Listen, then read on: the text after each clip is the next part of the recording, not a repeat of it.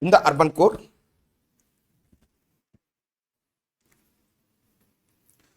So in fact, in the urban core, we also have a structure which is known as a mosque, sir.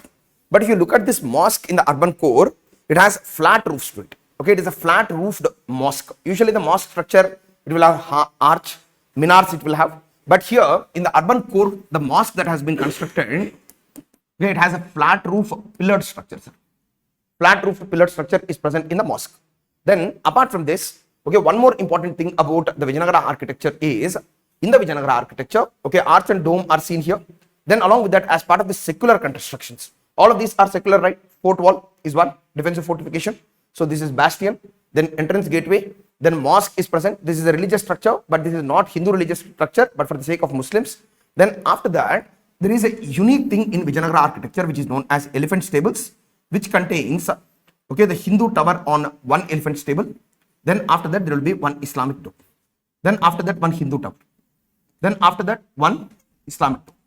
That is the reason why, okay, this style, it tried to mix the elements of Hindu architectural style and Islamic architectural style. And this famous building, it is known as the elephant stables of Vijayanagara Empire. Okay, elephant stables. So elephant stable is the place where the elephants are usually tied. So this is the elephant stable structure and it looks this way. Then apart from the elephant stable structure, there is one unique building in the Vijayanagara Empire, okay, which is known as, what is that mahal called? Just see it. Okay, there is a mahal which is known as, what is a mahal? Lotus Mahal. Yes. Okay, Lotus Mahal is one more mahal which is present here. So when it comes to this Lotus Mahal, it is a structure which is made completely in Islamic style, sir. Islamic style, where they used this kind of arches which are known as engraved arches. I'll show the image of the same. Okay, the arch, it looks this way. Okay, curved arch. Okay, curved arch is called as engraved arch. Okay, carvings in arch are present, which is known as engraved arch, and that is one unique structure of the Vijayanagara Empire, which is called as Lotus Mahal. Then along with that, okay, we see in Vijayanagara Empire, particularly in the royal center, most of the buildings are just large platforms. There is no superstructure, because just like the Ashokan palace, the superstructure of the Vijayanagara Empire buildings also, the base is completely made of stone, but the superstructure is completely wooden made structure. And after the battle of Talekote, what happened is the superstructure was completely burned down, which left us with only the raised platforms.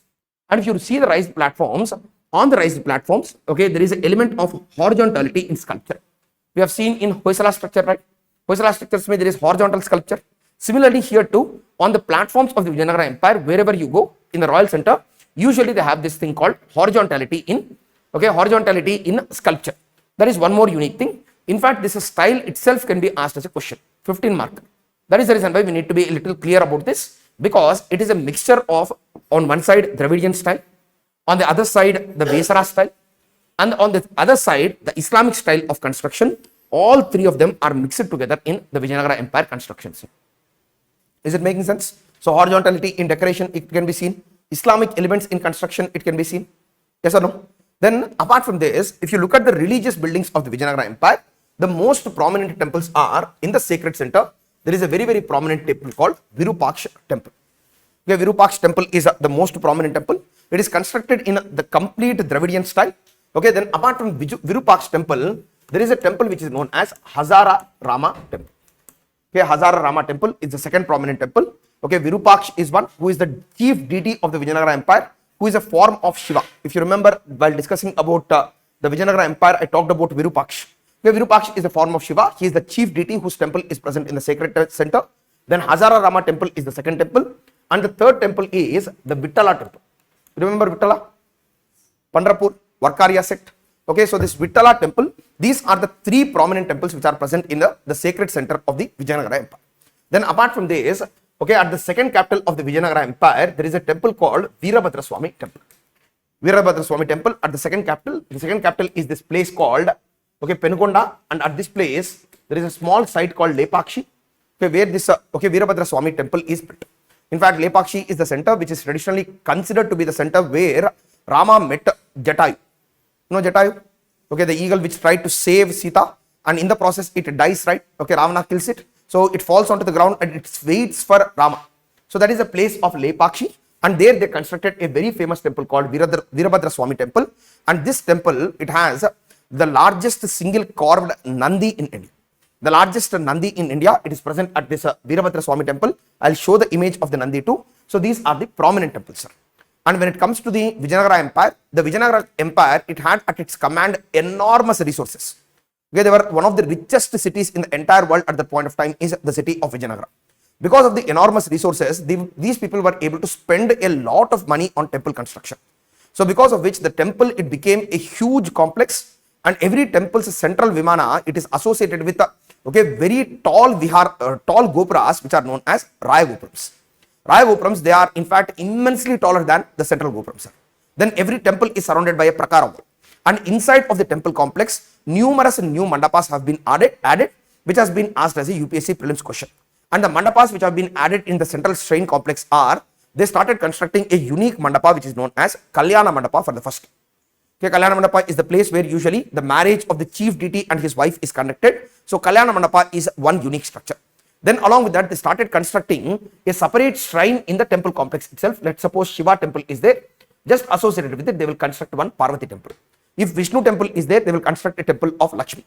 So this way, okay, for the first time, Amman shrine is the shrine or temple which is constructed for the wife of the chief deity. So this is also for the first time introduced by the Vijayanagara Empire.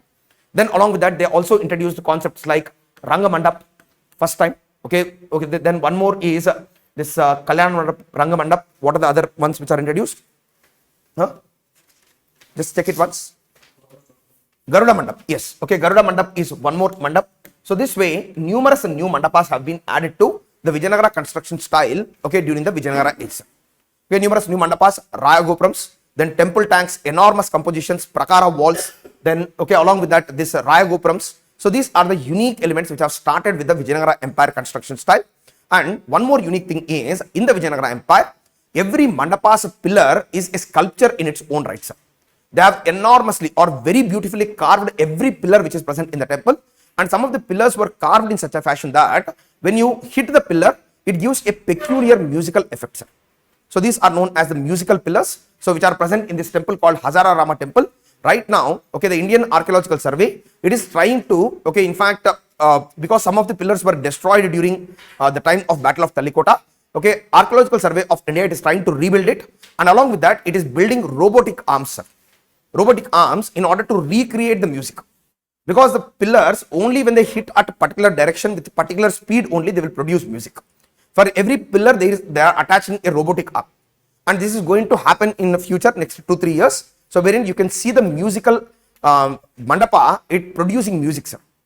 Because earlier also when the dance was being performed at the center, so what used to happen is they used to hit the pillars with, okay, sticks at a particular rhythm that used to produce music. Now they are trying to recreate that same music show with the help of pillars. So this is one more unique thing about the Vijayanagara temple construction style, that is richly carved pillars, sir. And every temple in Vijayanagara temples, they are also richly decorated with paintings. If you enter into the inside of the temple complex, usually on the ceilings, walls of the mandapa, there are enormous compositions from Ramayana and Mahabharata, which have been very well painted onto, okay, the temples. So this way, the Vijayanagara painting style is also associated here. Sculpture is also there. Then construction style is also there. So that is the reason why all of them together, they can be asked as a full-fledged, very good mains question, sir. Is it making sense? Then along with that, on the mandapas, these people were not satisfied just with flat roofs. After constructing a flat roof, what these people used to do is they used to project the flat roofs this way, sir. Okay, project the flat roofs this way, and they used to carve these flat roofs, okay, here, sir. Then along with that, they used to make a vertical extension to this flat roof, okay, vertical extension this way, and this vertical extension, it takes the form of a flower. Okay, mandapa ke top pe extension will be there, and below that there will be a small one more extension which takes the form of a lotus flower. So this lotus flower type is known as pushpotika. Okay, pushpotika is in fact a flower which is emerging from the top of a stone building is known as pushpotika. Are you understanding this, sir? So just like the creepers, okay, creepers and flowers are important in Indian mythology, right? So that way they constructed this pushpotikas too. So these are the important temples and important compositions of the Vijayanagara Empire. And here one mandapa, it is completely carved in stone, sir. Okay, one mandapa is completely carved in stone. Okay, nearby to this Vitala temple in Vijayanagara Empire. So you can see on currency notes also this image. Okay, I'll show that image of this chariot, okay, which has been carved onto or carved from a single stone. Okay, chariot mandapa. I'll show that image also. So these are the important constructions. First, let's have a look at the images. Then after that, we can see the handout.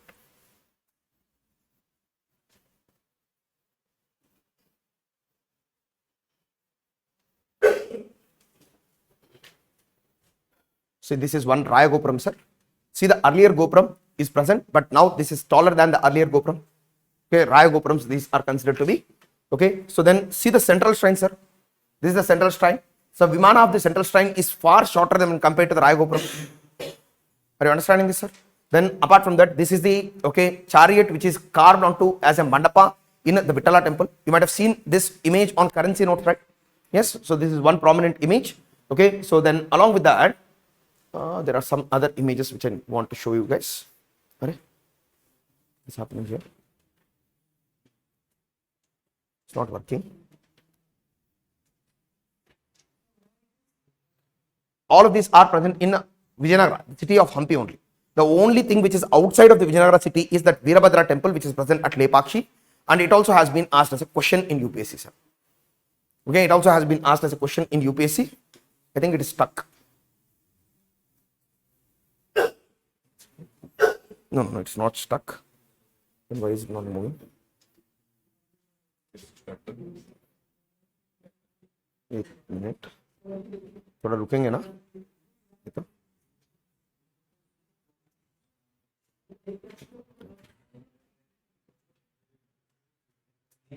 I'll do this. It is better. Okay, so this is the one which we call as Lotus Mahal. Okay, can you see the engraved arches there? Engraved arches. Okay, so arch which is in the form of a flower design. Okay, engraved arches. This is considered to be a secular building. It is considered as Lotus Mahal. Then apart from this, okay, this is the mandapa. Can you see every pillar? It is carved into a sculpture of its own. Yeah, and you can see some mythical animals also here. If you enlarge it a little, you can see some mythical animals here. Okay, a lion has an elephant's trunk. Okay, and it has the body base of a horse. Okay, just like the phoenix. You know phoenix, right? Okay, phoenix is usually half lion and half eagle. Eagle, lion. Okay, all of these things are mixed in a phoenix. So similarly, here also there are mythical animals, so which are shown here. So this is one musical pillar, okay, which is present in Hazara Rama temple. Okay, musical pillar one. So usually these pillars are there, right? So these pillars are there. So if you hit at each pillar, it gives a different music and sound. Okay, every pillar gives a different sound and music. This is the famous Lotus Mahal. Then along with that, I think I have included the images of elephant stables. But elephant stables are not shown here. Okay, I think I have drawn the elephant stables, right? So that is the thing. These are the things that you need to remember in this temple complex. Okay, so now shall we have a look at the slide for this section, sir? So let's be done with this and then move to the next. Okay, so when it comes to the Vijayanagara or Provida style, it is called as. When it comes to the Vijayanagara style, its other name is Provida style, which is a mixture of the imperial Cholan and Hoysalan style. Okay, Hoysala and Cholan style. Imperial Cholan style is Dravida. Hoysalan style is Vesara, right?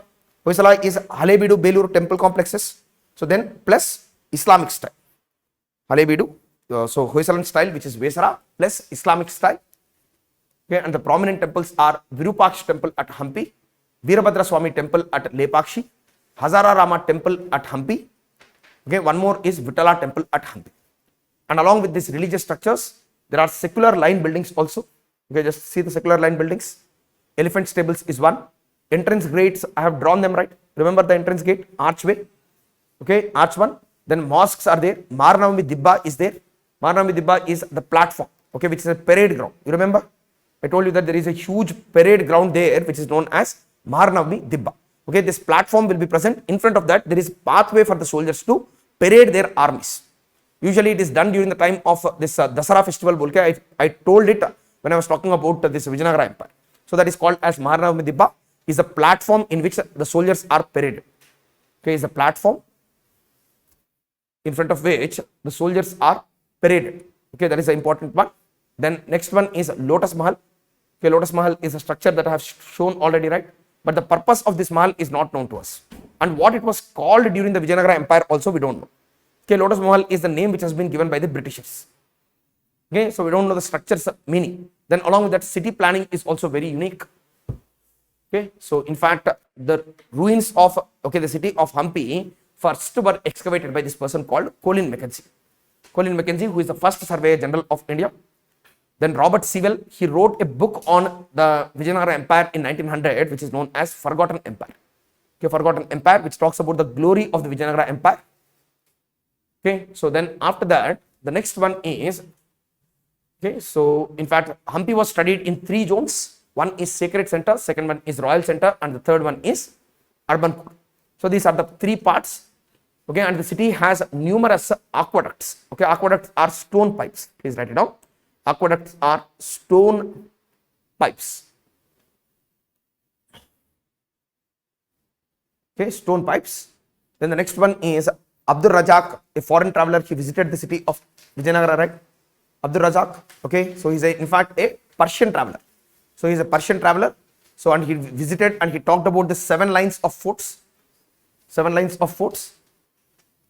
Okay, so then after this, the next one is, okay, so this Vijayanagara features. In fact, this has come as a question. That is the reason why I have highlighted it. So when it comes to this tradition, it is considered as hard stone tradition. Okay, with horizontal elaboration. Horizontal elaboration means, okay, there will be, okay, same image carved multiple number of times on a platform. Then it is called as horizontal elaboration. Remember? Yes. So hard stone tradition, horizontal elaboration. Amanstein. Amanstein is given there, right? Separate, okay, temple for Amanstein is a separate temple for the wife of the chief god. The wife of the chief god. Wife of the chief god. Then they had these structures like Kalyana Mandapa is one. Second one is this Mandapa called Vasanta Mandapa. Okay, Vasanta Mandapa is the second one. Okay, please, it's not given there, write it down. Okay, Vasanta Mandapa is the second kind of Mandapa which is present. And this Vasanta Mandapa, it has an open topped structure. It means that there is no roof to it. Okay, Vasanta Mandapa is deliberately an open topped structure. The next one is Ranga Mandapa. Is one more structure. Ranga Mandapa. Okay, so then Garuda Mandapa, Raya Gopurams. Each pillar is a sculpture in its own right. Yes. So then roof extensions are called as cornice. Cornice is nothing but roof extension. It is given there, right? Roof extension. You remember the roof extension that I talked about? So I'll show the roof extension also. So then along with that, there is musical pillars concept also. They are present in Hazara Rama temple. They are present in Hazara Rama temple. Hazara Rama temple's mandapa they are present in. Okay, then along with that, this one next one is corbel. Corbel is the vertical extension from the cornice. Vertical extension from the cornice, and it becomes the form of a flower which is known as pushpotika. Okay, pushpotika is the name of the flower. Okay, flower decoration. Okay, as a roof extension. Write it down. Flower decoration as roof extension is one more unique thing. And they also had large independent sculptures of their own. Okay, large independent sculptures of their own. Large independent sculptures of their own, like the Nandi at Lepakshi. Large independent sculptures of their own. Example is Nandi at Lepakshi. Okay, Nandi at Lepakshi. So these are the important structures, okay, so which have been constructed during the Vijayanagara Empire, and they were considered to be great patterns of architecture. Okay, then along with that, here the paintings, sculpture are not mentioned here because they are separately form part of the sculpture and paintings handout. There I will discuss about the Vijayanagara sculpture and painting separately. Is it all right? So these are the important structures which are constructed during the Vijayanagara Empire, and I will tell you Kalyana Mandapa question has been asked. Then Veerabhadra Swami temple question has been asked, Lepakshi. It also had paintings, and this has become a question in 2013. Are you getting what I am trying to say? Are you following? The story of Harihara and Bukka became a question. Krishnadev Raya was asked as a mains question. It means that the Vijayanagara Empire is a 5-star topic for UPSC. Regularly, repeatedly they ask questions on Vijayanagara Empire because it is the last great Hindu dynasty, and it has an intermixing culture of various traditions which are present in India. Is it all right? So then after that, after the decline of the Vijayanagara Empire, they were replaced by these rulers who are known as Naikas. Naikas were originally the Iqtidars in the Vijayanagara Empire. You remember Nayankara system or Amaram Naika system. So these people, they became independent after the decline of the Vijayanagara Empire. And these people, they did not bring any new innovation into the construction style, but the only thing that they have done is they started constructing gopurams to the already present buildings. And while constructing these buildings or these gopurams, these people richly carved the gopurams, and here For the first time, earlier only stone carved sculpture was present, sir. But by this time of Naikas, what happened is a new lime based, okay, a new lime based construction material has emerged, which is known as stucco. Okay, stucco is in fact plastered lime is called as stucco, sir. So with this stucco, they were able to create even more sculpture, because stucco is simple to make into shapes, right? Stone is difficult to carve, okay, because stone is hard to carve, but stucco is easy to shape. That is the reason why their gopurams, they are richly colored, decorated with stucco images, sir. And the most prominent this stucco imaged gopuram is this one, which is known as Madura Meenakshi. Same problem. This is the Madura Meenakshi gopuram. So this is the Madura Meenakshi gopuram. Can you see it, sir? Okay, stucco images are, all of these are stucco images. They are not stone carved. They are lime images. Then the paintings, they look this way, sir. Okay, rich in color palette, large gopurams with stucco images is the chief feature of the Naika temples. Apart from that, they did not add any new element into the temple construction style. This is the last temple construction style of India. That is the Naika style of temple construction. All right. So if you see this Naika style, okay, they are usually huge temple complexes, continuation of the tradition of gopurams, horizontal elaboration. Okay, horizontal elaboration. Madurai Meenakshi temple is the most prominent one. Okay, so prakara walls are constructed, sculptural embellishments were added, gopurams with painted stucco statues. This is the most important element, sir. Terracotta type of thing, but made of lime. Okay, that is what is called as stucco. Okay, similar to terracotta, but this gives okay, more beautiful shape to the buildings, sir. Okay, it is better than terracotta to in fact carve. Okay, that is the case. Okay, so these are the images, gopurams with painted stucco images. Okay, so these are the important things. Now we will enter into the Islamic architecture of India. Yes, sir. You want me to tell you something again? Okay, now let's start with the Islamic architecture of India. First, what I am going to do is I am going to discuss all the basic features of Islamic architecture. Then after that, we can take up the examples and the uniqueness of each construction style we are going to study separately. First, we need to understand the basics of Islamic architectural style. When it comes to the basics of Islamic architectural style, just like the Trebiate style that we talked about for temple construction, the Islamic architectural style, it is known as arcuate architectural style. Arcuate means Islamic architectural style, and the basic or essential elements of Islamic architectural style are, the first and foremost one is this thing which is known as arch. And a single arch, it replaced, okay, what? Okay, pillar, it replaced beam, and it replaced lintel. And usually the arch, it has a better, okay, weight holding capability. You remember I talked about this. So better weight holding capability, primarily because the pressure of the building on top, it will be distributed in arch. That is the reason why it has greater weight holding capability. And once you include an arch, you can construct a building with a large open spaces, sir. Is it clear? First one is this. Then second element of the Islamic architecture is, every Islamic architecture, it is associated with, most of the Islamic architectures, they are associated with a dome. A dome is nothing but the same principle of arch. If it is further extended, it will become a dome. They are hollow, not solid. They are hollow, not solid. But see, usually hollow things, they can't hold, right? So if you start going on top, then they have to fall on themselves. But here, they don't fall onto themselves, primarily because, okay, the plaster which is used is a better plaster which is lime. And in fact, the shape of the dome or arch, both of them, they have this distributed pressure system. That is the reason why they don't fall on themselves. Are you getting what I'm trying to say? It means that the dome, let's suppose there is a stone here, okay, which is placed on a dome. But capstone, its weight will not fall, okay, onto ground or just on the stones which are beside it. In fact, the weight of the stone, it will fall on the entire structure. That is the reason why dome is also considered to be a distributed pressure system. Are you understanding this, sir? That is how they are able to hold the weight of the dome without any support from the base. In Hindu construction style, you have to place a pillar here. Otherwise, the rock which is present on top, it will fall. Are you understanding this, sir? So that is the uniqueness of dome. First is arch, second one is dome, which provides for large open spaces, and large open spaces are the typical feature of Islamic architectural style. That is number one. Okay, then arch and dome. Then in order to hold the rocks together, they started using lime mortar, sir. Till then in India, there was no usage of lime mortar. Lime as a mortar means binding material, right? Just like cement. Today cement and concrete are the binding materials. Similarly here, lime is the mortar which holds the building together, and they are the ones who introduced lime mortar into India. This is the third one. Then the fourth important element which they have brought in their buildings is, or the fourth essential aspect is this thing which is known as minar. Okay, usually every Islamic architectural building, it is associated with the minars at the corners of the building. Minars are independent pillars or poles which are essential part of Islamic architecture. If it is not attached to the building, it is called as minar. But if the same structure, if it is attached to the building, sometimes buildings also have attached minars to them, right? If it is attached to the central building, then it is known as turret. Turret means what? The minar which is attached to the building is called as turret. This is one more essential aspect.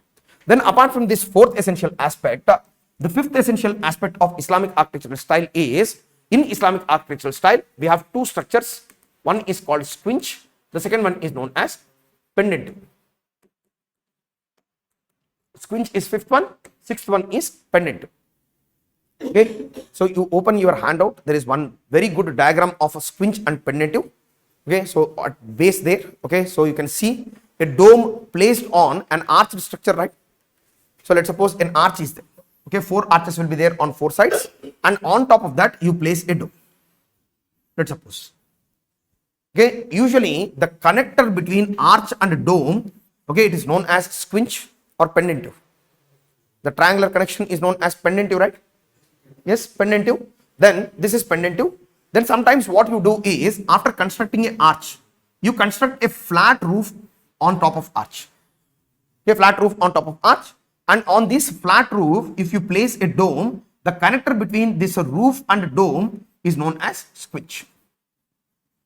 If you enter into any Islamic architectural style, or building, you will find them, sir. Usually after you enter into, let's suppose a dome is constructed, after you enter there, some arches will be there, and there will be a triangular cut at one side. These triangular cuts which are present on the side are known as pendentives, sir. Are you getting this, sir? Then on roof corner, at this place, the corner is there, right? At this place you find some structures which are known as squinches. Are you understanding? Can you see the image of squinch and pendentive? Squinch is the corner. Pendentive is the triangular structure which connects various arches, is known as pendentive. Is it understandable, sir? So squinch and pendentive is the second, fifth and sixth important part of every Islamic architectural style. And usually these have the capability of sound reflection. They are acoustically planned, sir. That is the reason why inside of an Islamic architectural building, if you make any sound, immediately there will be reverberation, right? Echo will be there. You might have seen this, particularly during prayer, this reverberation, it will give a very good pleasing sound to the ear. So when the sound of Allahu Akbar is made, it will reverberate itself. That is primarily because of this squinch and pendentive, sir. So these are acoustically designed so that the sound will get reflected inside the building. Is it all right? So that these are fifth and sixth essential elements of Islamic architectural style are the squinch and pendentive. Then the seventh essential element of the Islamic architectural style is a structure which is known as mihrab, which is usually used in a mosque. In a mosque, we traditionally tend to find this structure which is known as mihrab. So mihrab is usually, so let's suppose this is a wall in the mosque. The wall at center, just like Dev Coast. If you remember Cholan temples, Dev Coast, you remember? So which is carved onto the wall of the temple. Similarly here also, there will be a small bracket which will be carved onto the wall. And wherever this bracket is present, usually it shows the direction of Kaaba in Makkah. Kaaba in Makkah, primarily because Muslims have to turn to the direction of the Kaaba in Makkah and they have to pray. Are you getting what I'm trying to say? So the mihrab is the one which shows the direction of Kaaba in Makkah, and every mosque in Islamic architecture style, it has its own mihrab. Is it making sense? So this is the seventh essential element. So the essential elements of Islamic architectural style are what? One is arch, second one is dome. The third one is this minar. Line is the third one. Fourth one is the minar. Fifth is squinch. Sixth is pendentive, and the seventh name is mihrab. These are the essential elements of Islamic architectural style, sir. Without these 7 elements, you don't find any building of Islamic architecture. So every building, particularly the mosques, have all the features in architecture. Is it all right, sir? Pendentive and mihrab. Mihrab is in fact a bracket which is carved onto the wall, just showing the direction of Makkah or Kaaba in Makkah to the prayers. Kaaba, Makkah is there, okay, Makkah and Medina is there. So Makkah is present in Makkah, there is a structure called Kaaba, which is considered to be the most holy place in Islam, the black stone. Okay, so in fact, while praying, they have to turn towards the direction of Kaaba and pray. So something has to show or direct people towards the Kaaba, right? So usually the mihrab is placed on a wall which is present on, okay, towards the direction of, showing the direction of Kaaba in Makkah. That is one. It is carved onto the wall. Then the second one is you are asking about squinch pendentives. Okay, pendentives are usually the triangular. There is a diagram there. You see the handout. Handout, can you see the diagram? So both of them are given. Okay, I'll show the image to you so that you can understand it better. Okay, these are pendentives. These are. It is given very clearly. So the triangular cuts which are present on the corners are known as pendentives. Squinch is the square base, and on top if you place a dome, the connectors are considered to be pendentives. Or sorry, squinches. Okay, squinch and pendentives. Yes, this is arch structure. Above the arch, there is a flat roof. There is squinch.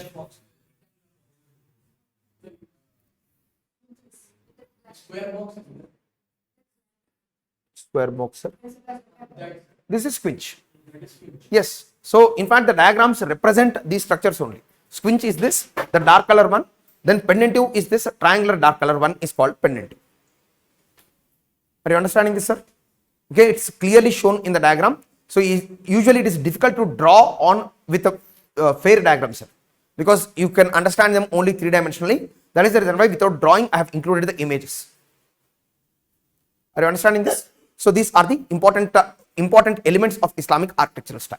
But this Islamic architectural style, okay, in India, it has seen a gradual process of evolution, sir.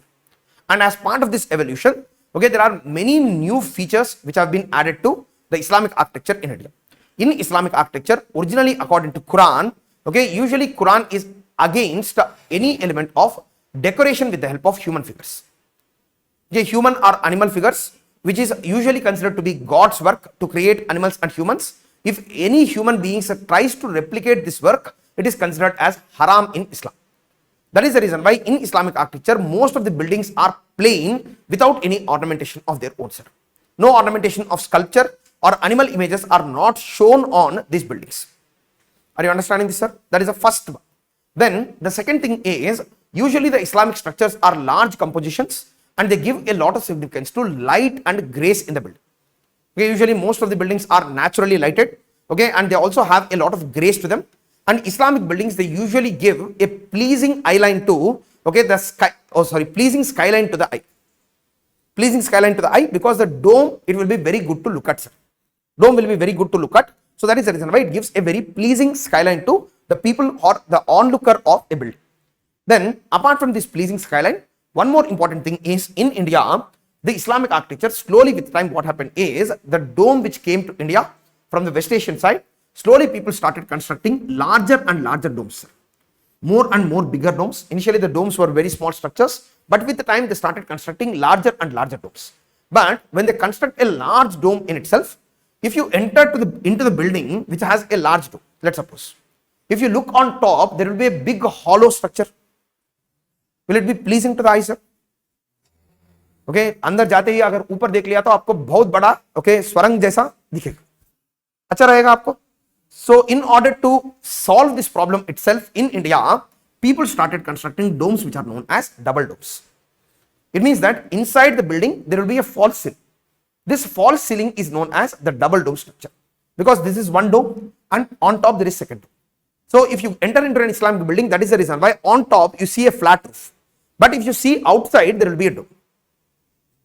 In fact, okay, there will be a door here, you can walk in between the domes too. Are you understanding this, sir? So this structure is known as double dome structure. In India itself they started this, sir.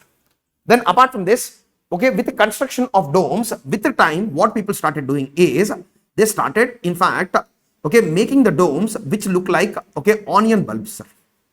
Very beautiful shape, carved, okay. So niche it will be small, and on top it will be large. So this dome type is known as bulbous dome. Okay, this dome type is called as bulbous dome type, which looks like a bulb, like a light bulb jaise dikhta hai. So that is what is known as bulbous dome, and bulbous dome also they started constructing in India. Then apart from bulbous dome, one more essential aspect of the Islamic architectural style in India is, with the time, they started constructing arches which have large span to them. So large span means usually they are elongated arches. Okay, this large span is the space between. So these elongated span arches, they are known as four-centered arches or Tudor arches, they are called as. Tudor arch or four-centered arch is one more innovation which has happened in India. Then apart from this Tudor arch or four-centered arch, one more innovation which happened in arch construction in India is the model which is known as engraved arches. Okay, I am not able to draw them clearly, but you remember Lotus Mahal. Okay, there are curved arches are there. So those are known as engraved arches. So it means that initially plain arch has come into India, then it became four-centered arch, then after that it became this arch type which is known as engraved arch. Okay, a normal dome has come into India. It with the time became double dome. With the time it took the form of a bulbous dome. Is it making sense, sir? So these are the architectural improvements which happened in India. Architectural improvements which happened in India. And one more thing that got added to the domes which are present in India is, usually the domes are associated with structures just beside them which are known as chhatris. You might have seen chhatris in multiple number of buildings. Even Taj Mahal looks this way, right? So it has chhatris of its own. So chhatri is this smaller structure which is associated with the dome. In order to add beauty to the dome, these kind of chhatris are added, sir.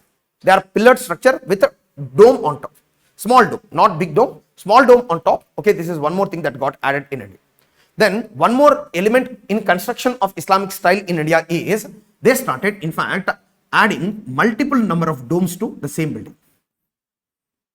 3 dome structures, 5 dome structures. So this way multiple domes rather than one dome. Okay, you might have known about the Jama Masjid in Delhi. It contains 3 domes this way. You might have seen the image. I'll show the images also. So this is the 3 dome structure, 5 dome structure. So this way multiple domes got added to the central building, sir. This is one more essential aspect of Indian construction style.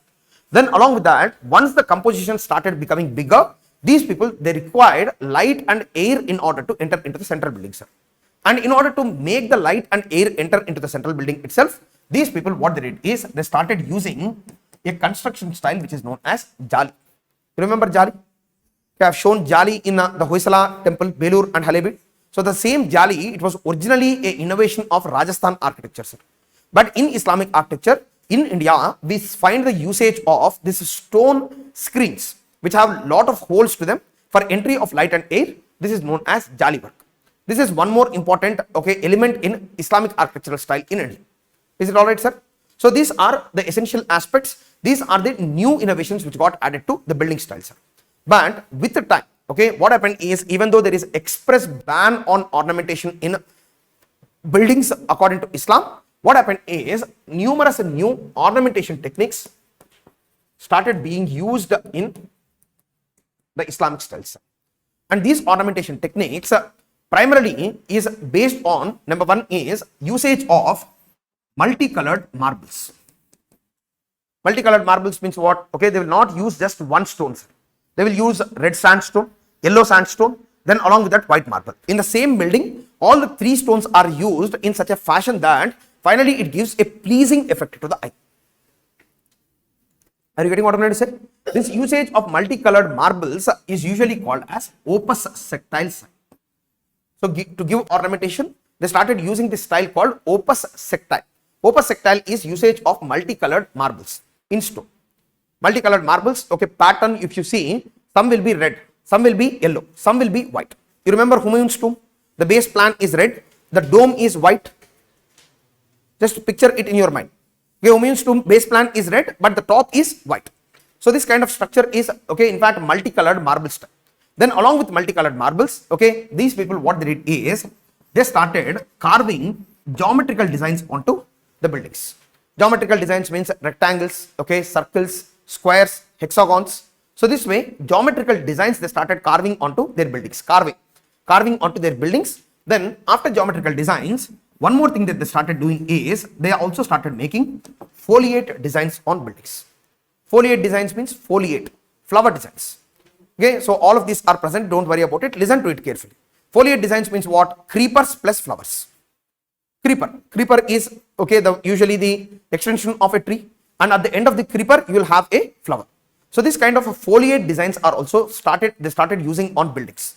Then apart from foliate designs, one more thing that they started doing is they started understanding that Arabic and Persian, when you write them in good calligraphic style, they themselves are pleasing to the eye. Yes or no? Okay, have you seen any manuscript which is written in Arabic and Persian, sir? Huh? So Saudi Arabian flag, usually you see, okay, the writing is in fact very beautiful and pleasing to the eye, right? Okay, it contains numerous strokes, dots. Okay, it in itself looks aesthetically pleasing, sir. So what these people did is, so when even Quran talks about banning of ornamentation, what these people did is in Arabic and Persian, they started integrating the verses of Quran onto buildings in beautiful calligraphy, sir. Are you getting what I'm trying to say? And Arabic and Persian in India, they have been written in 4 calligraphic styles, which has also been asked as a UPSC prelims question, sir. And these 4 calligraphic styles are Kufi, Tughlaq, Nasak and Nastaliq. So these are the 4 styles in which usually, okay, the writings are done. Are you getting what I'm trying to say? Okay, so and of these styles, Nastaliq is the style which has been most supported by Akbar. Akbar supported this style of writing which is known as Nastaliq style. So these are the 4 calligraphic styles which have been integrated into Indian buildings, and all these 3 things together, that is geometric designs, foliate designs and okay, this calligraphy, all of them together, they are known as an ornamentation technique which is known as arabesque. Arabesque is an ornamentation technique which uses geometrical designs plus foliate designs plus okay, calligraphy of Arabic and Persian. So if all 3 are integrated, then it is known as the style which is known as arabesque style of building construction. Okay, or ornamentation. I am sorry, sir. Arabesque style of ornamentation. Is it clear? Is it making sense, sir? So then apart from this, these people were initially they were doing this, but they were not satisfied with the carvings just on stone without any color added to them. That is the reason why with the time, okay, what these people did is when the building is constructed in marble, after carving a design onto the marble, okay, marble is in fact a soft stone, right? It in fact permit itself to be carved very well. After carving this, what these people did is they started taking up precious stones, cutting the precious stones into fine layers. Okay, you cut the precious stone into a very thin layer, and after cutting it into a thin layer, you place it on the carving. Let's suppose I have drawn a creeper here. So what I will do is I will take a green precious stone. After taking the green precious stone, I will cut it into fine layer. After cutting it to fine layer, I will place it on the top of this carving, and I will take up a hammer, and I am going to softly hammer this precious stone. Once I softly hammer this precious stone, the extra precious stone it will be cut out, and some part of the precious stone it will get attached to the marble. Are you understanding this, sir? This stunning. Okay, so stunning it might be. So but this design which is created based on this, it is known as Pietra Dura style, sir. It is one of the most unique ornamentation style which developed during the Mughal times. Very beautiful, okay, flowers, foliate designs, okay, along with the geometric patterns, they have been designed with the help of this technique which is known as Pietra Dura technique. Pietra Dura technique is one unique technique. Okay, are you getting what I'm trying to say? Then apart from this, for ornamentation itself, even though there is an express ban in Islam against painting, what Akbar did is he started creating murals in his building which have beautiful animal and human images. Okay, mural means what? A painting on wall is called as mural. So he in fact ornamented his buildings with the help of murals too. Is it making sense, sir? So this way, multiple number of ornamentation styles also entered into the Islamic buildings in India. Okay, and some Hindu elements of construction also got added. So about the Hindu elements of construction, I'll discuss. Of the Hindu elements of construction, initially the dome used to be a plain structure on top, sir. But with the time, what these people did is, by learning from the Indian architectural style, on top of dome, they started placing an amalak of their own. which is in fact an inverted lotus structure, amalak is placed. Then on top of amalak, they started erecting a kalash. This is a completely Indian, okay, Nagara style of architecture. We have seen amalak and kalash, right? So from the time of Tughlaq period, every dome it has an amalak and kalash on top. Are you understanding what I'm trying to say? Okay, so this is one more unique thing which got added to the construction style, sir. See, let's suppose you are constructing a prayer hall. It is good for us to have a large open space, but I am constructing a palace. What will I do with a big central room? Will it provide any privacy for the people, sir? Palace may? It doesn't provide, right? That is the reason why, okay, once they started constructing these domes in India, they started using a style called Hasta-Bihasta style, sir, which is originally started by Timur in West Asia. The Mughals, they brought this tradition into India. When it comes to this Hasta-Bihasta style, every chamber inside the, okay, dome, okay, it will be in fact divided into 8 separate chambers with a central chamber as part of it.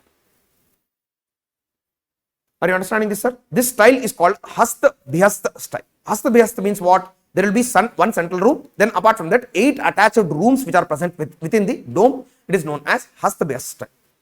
Then along with that, from the time of Babur, they started placing, okay, the buildings in very beautiful gardens which are known as Charbagh.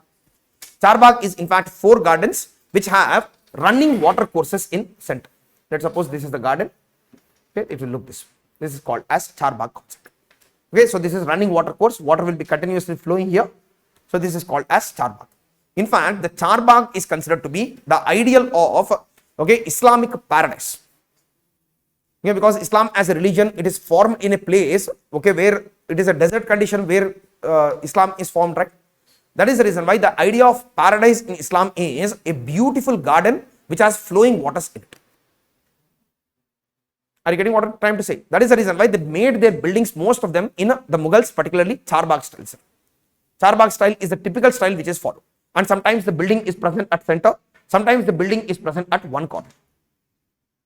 Okay, Taj Mahal case may you see it in one corner, right? Okay, Humayun's tomb may it is present at center. So in different places you find this different conceptions of Charbagh, and this is the ideal of Islamic paradise. Yeah, but in India, in every village you will find this kind of, okay, running water courses, okay, greenery that is common in India. But in Islam, it is considered to be a great practice which is known as the Charbagh practice, which is in fact an emblem of the paradise in Islam. Is it all right? Okay, so did you understand ornamentation, sir? Huge compositions. So these are the essential aspects of Islamic architecture, which starts with arch, dome, okay, squinch, pendentive, lime mortar. Then after that, we talked about the minar and mihrab. These are the 7 elements. Then after that, in ornamentation and in development, we have talked about double dome, bulbous dome we talked about. Then apart from that, we talked about chetris. We talked about 4-centered arches which are known as Tudor arch. Then apart from that, we talked about engrailed arches, multiple dome structures we talked about. Yes or no? Okay, so then after that, we talked about ornamentation. Multiple marble stones are used. Then after that, okay, this arabesque technique which contains geometrical patterns, calligraphy and flower designs. So all 3 of them put together is known as arabesque pattern. And in calligraphy, there are 4 styles: Kufi, Tugra, Nasak and Nasalik. Of these styles, Nasalik is the favorite style of Akbar. So 4 styles are there. So UPSC may they asked a question with respect to medieval India, the term Nastalik refers to, they asked a question. Okay, Nietzsche they have given, okay, kind of making pots, okay, a method of construction. So last May they gave a method of calligraphy. Calligraphy is the answer, sir. Okay, calligraphy is usually considered to be beautiful handwriting, right? So these are the essential elements, sir. Then apart from that, Hasta-Bihasta style in construction, that is division of the, okay, room into 8 chambers. Yes, Pietrodura style of ornamentation, we talked about that. Yes, sometimes they also use these mosaic stones also for designing, sir. What is a mosaic stone? Mosaic, ever heard the term mosaic, sir? Ground पे डालते हैं ना, okay, multiple colors में होता है. Chips, small chips of colored stones will be there. Those are known as mosaics.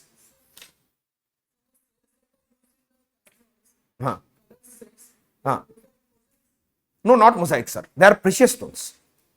Okay, on wall Pietrodura is there. You are talking about the Pietrodura, right? So Pietrodura on wall, it is made with precious stones like turquoise. Okay, turquoise, it gives its characteristic blue color. Then apart from turquoise, They are not shells. They are precious stones which are cut into fine layers. Okay, green color के लिए हमको what will get this stone. What is the green stone called? Green stone. Okay, turquoise is blue stone. Okay, so the red stone is usually called as a ruby. Then green stone is called as emerald. Yes. So they cut these precious stones into fine layers and they put or hammered them onto. Are you understanding? I'll show the images, then you will understand it better. So first and foremost, okay, I'll show the image of Taj Mahal, sir, for you to guys to. Which one? Mihrab and Mihrab is okay present on wall. Chhatri is present on top of dome. I'll show the chhatri to you. Okay, don't worry about it. I'll show the chhatri to you. Okay, one image which actually shows or talks about the entire thing is this. Yes, sir. Style I'm not sure of, sir, but I'll check it and let you know. Most probably it is Charbagh style. Okay, so which was earlier called as Mughal gardens. Now it has been changed. Most of the gardens which have been laid down by Mughals are in fact okay, Charbagh in conception. Okay, Charbagh in conception. So let's see this. You know about Shalimar Bagh, which is present in Jammu and Kashmir. That is also in fact laid down by Jahangir. Okay, it is also a Charbagh concept. Okay, but I am not sure of the Amrit Udyan, sir. I am not very sure of the Amrit Udyan. So see this, sir. So these are the Chhatris. Are you understanding Chhatri now? Pillared structure with a dome of their own. Then apart from this, can you see this bulbous dome, sir? Okay, this is in fact considered to be an example of bulbous double doming style. Bulbous double doming style. Then apart from that, we have minars here. Yes. Then apart from that, the designs which are shown here in color, they are the Pietra Dura designs, sir. Pietra Dura designs. And here the arch which is present, it is considered to be Pistaq arch, sir. Pistaq is in fact okay, pointed arch is called as Pistaq arch. Okay, Pistaq arch it is called as. Then apart from Pistaq arch, okay, usually the building is constructed on a raised platform. Then apart from that, usually there will be a drum. I forgot to tell about the drum. Just like Janga in Hindu temples. Remember, here also there is a drum, and usually the drum, it looks like okay, as if the dome has emerged from lotus flowers. Let's suppose this is the dome. Okay, usually the Janga or drum, it looks this way.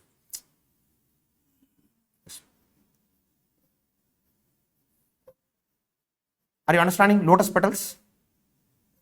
Okay, they don't look like lotus petals, but I think you are understanding. Can you see them here? Can you see them here, sir? So this is the drum, which is being shown as if the dome has emerged from lotus petals. Is it all right? Then apart from that, this building also has, this is the only building which has very narrow spires attached to the central building, which is known as Guldasta. Okay, Guldasta is the narrow spire. You highlight that Guldasta word. Guldasta. Okay, Guldasta. Okay, then the panels which are present below, which are decorated panels, are known as dado panels. Okay, highlight that word dado. This it is being pointed out, sir. It is self-explanatory. They are called as dado panels.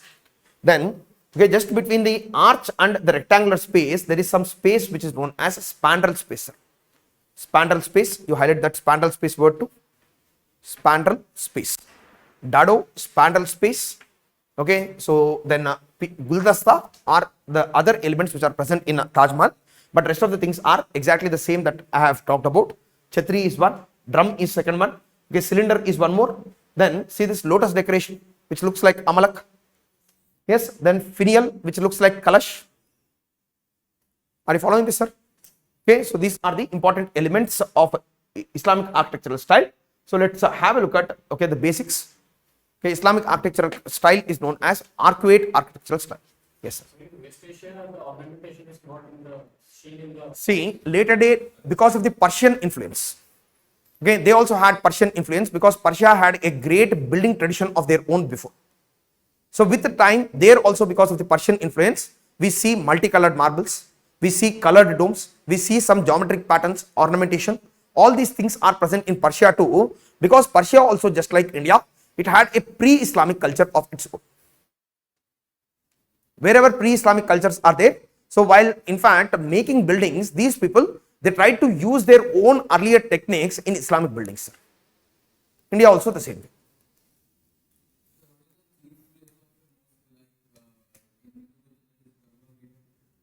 So chief place of a mosque is in fact the prayer hall, sir.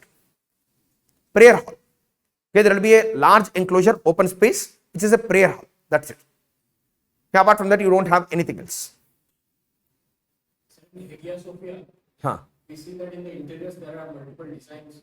Which one? This you are talking about Central Asia?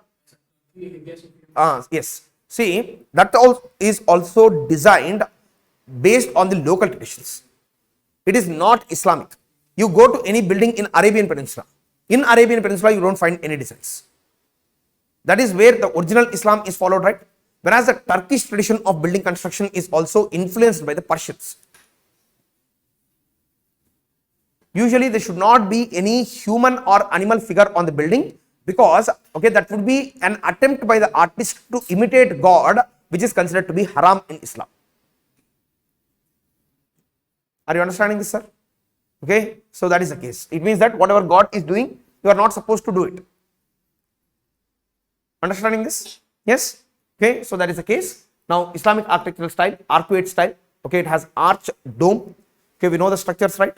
Then after that, this is pendentive. Then squinch is there. Then mihrab is there, semicircular niche. Niche is a particular space which has a functional utility. Okay, that semicircular niche indicative of the direction of Kaaba. Okay, so then minarets are present. Minarets are present, and in some buildings we also see vaulted roofs. Okay, vaulted roof is the Shala, same one. Okay, Pamasana Shikara, you remember? No, not Wallabi Shikara. Wallabi Shikara is the vaulted roof one. The same way in Islam also there are vaulted roofs. I'll show vaulted roofs to you, sir. Then apart from that, there is lime plaster and gypsum are used. Okay, so then there is ornamentation also in Indian buildings. Then usually the buildings have a lot of lightness and grace to them. They show a love of light and space with simple serenity. In fact, they try to meet the practical needs of a congregational religion. Congregational religion is a religion where people congregate together and pray. Congregational religion. So there are usually massive and extensive buildings, and these buildings have open courtyards, that is gardens, and along with that they have lofty portal. Portal is like balcony. Taj Mahal mein you have on stage a lot of open space, right? That is what is called as portal. Courtyard is the gardens which are surrounding the central building. Okay, portal means there, you write balcony. Courtyard means garden. Garden and portal means balcony. Balcony. B-A-L-C-O-N-Y. Balcony, you know. Yes. Okay, balconies and open courtyards. Okay, this is the next one. And in India, the features are double doming structure. I have drawn the image of double doming, you remember? So you can draw it. Okay, double dome here. Then four-centered arch or Tudor arch. I think you know about Tudor arch. Then engrailed arch के बारे में आपको पता है ना? Okay, the design curved arch. Yes. Then Chetri is one more. Okay, central dome is associated with smaller, okay, pillared structures. Okay, every keyword के लिए आपको diagram याद आना चाहिए sir. Are you understanding this? Every keyword को diagram याद आना चाहिए. So Chetri is one more. Then arch replaced pillar, lintel, beam and corbel.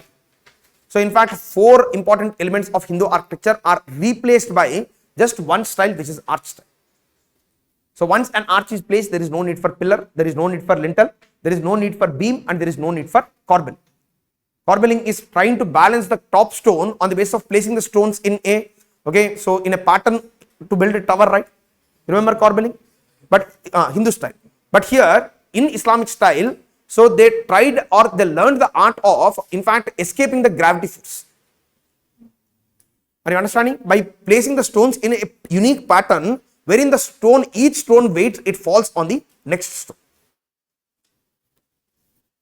Corbelling में क्या होता है? Okay, ऐसा पहले one stone is this way, then after that you place one stone, okay, which is having some edge to it, then after that one more stone this way. So this is the corbelling technique.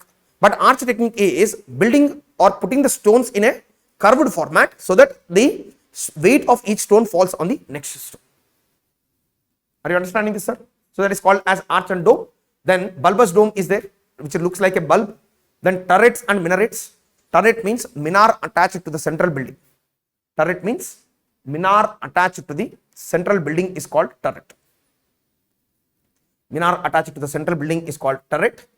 And usually, even though there are such good, okay, building techniques, the masonry means usually what? Wall construction style, right? Masonry. Okay, so that is, you remember English bond, Indus Valley civilization mein? Stones are placed one after the other. But in Islamic architectural style, usually the central part of the building. Okay, so let's suppose this is one minar. This is one minar.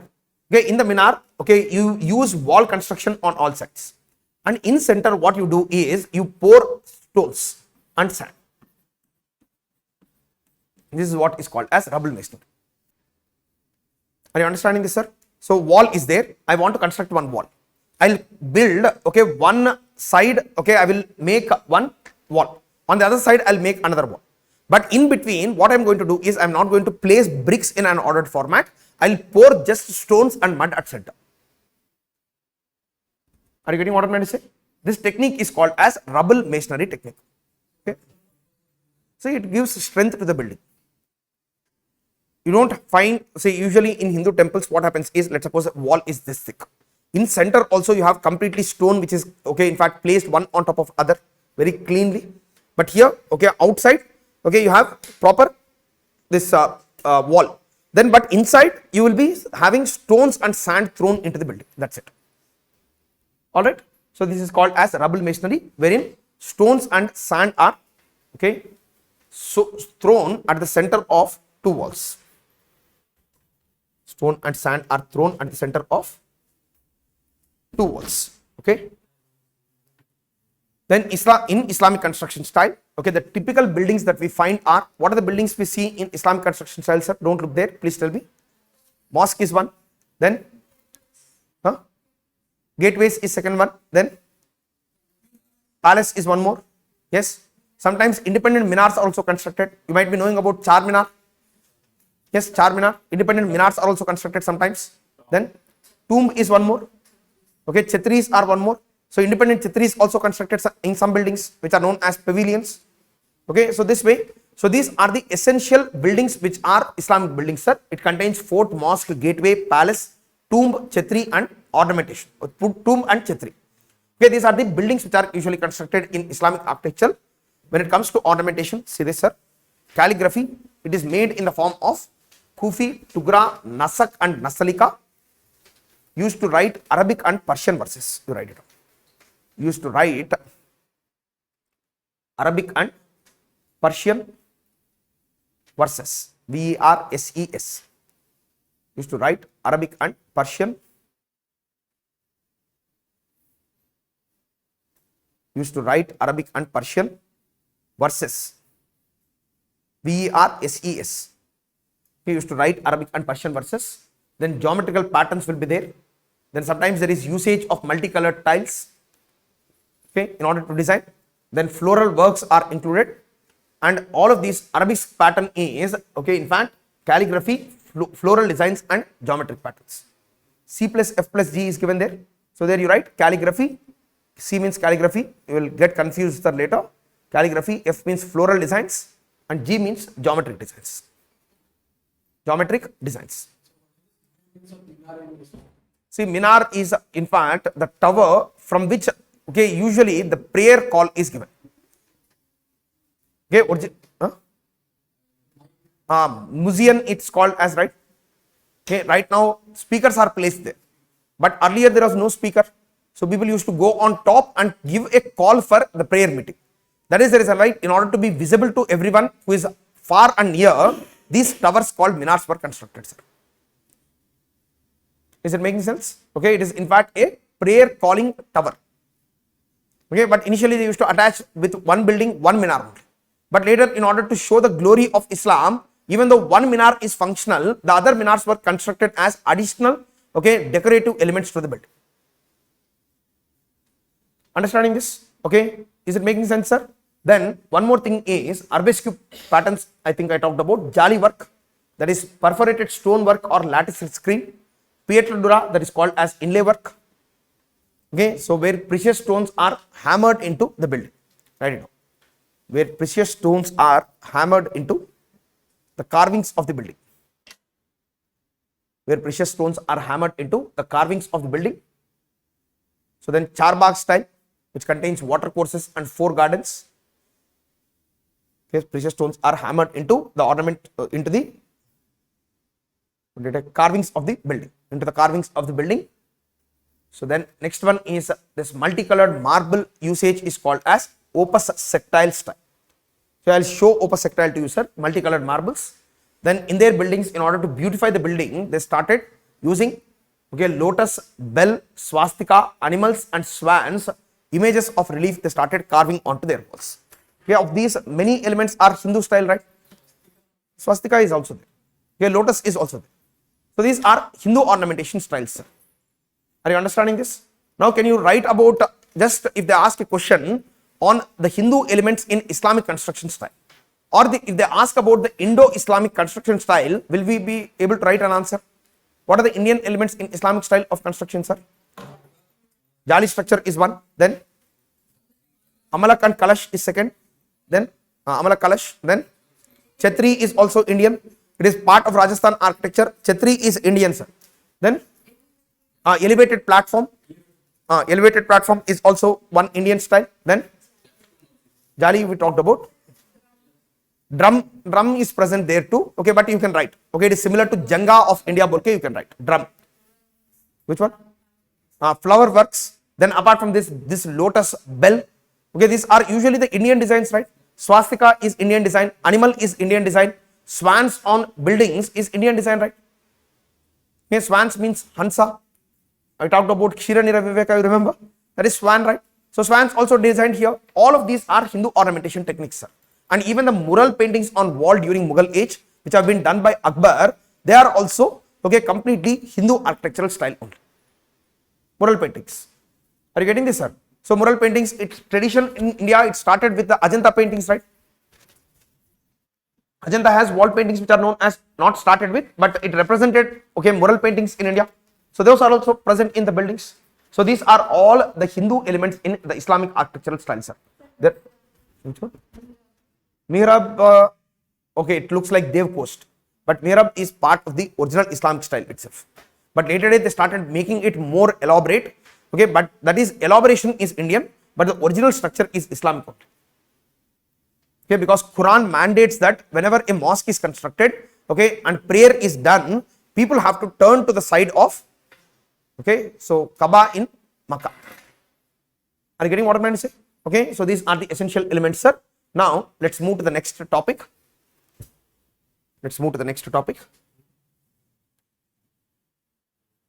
Okay, these are the important elements. Do you want me to show some buildings, sir? Okay, I'll just show some buildings. Can you see the lattice work here? Jali. Okay, so this is Alauddin Khilji's tomb. Then after that, this is Tughlaq's buildings. Can you understand opus sectile now? Multicolored marbles, red and white. It gives a very good pleasing effect to the eye, right? Then can you see Amalak and Kalash on top? Yes, which is essentially Hindu in practice. Then apart from this, I'll show you one more building. In fact, in many buildings in Islamic architecture, you also find this structure, which is this. How is it looking like, sir?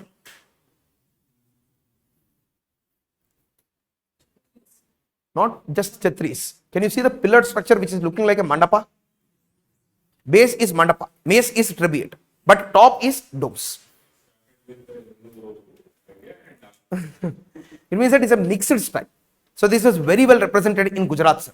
In Gujarat, if you enter into a mosque, you will not be able to find the difference between a mosque and a temple. This is in fact dome pillar combination, arch pillar combination. Okay, so arch lentil combination. So this way multiple combinations have been used between Indian construction style and Islamic construction style. This is one more example, Gujarat style. Then apart from Gujarat style, I'll show you one more building. I'll show you Peter Dora, sir. Are you understanding turrets? This is the largest dome in India called Gol Gumbad, and here the minar is also decorated, but it is attached to the central building. That is the reason why it is called as turret. Yes, so can you understand, the drum here, lotus flower type. Yes, lotus flower, from flower the dome is emerging. Then apart from this, this is Humayun's tomb, which is also opus sectile type. Opus sectile style, this is also. Charbagh concept, you can see the charbagh, right? A little you can see, you cannot perceive the entire thing. Then one more is, I'll show you one more building. So this is the Pietradura. Are you understanding Pietradura? Okay, so it's simple, right? Okay, so floral designs, foliate designs, are you understanding this, sir? Foliate and floral designs.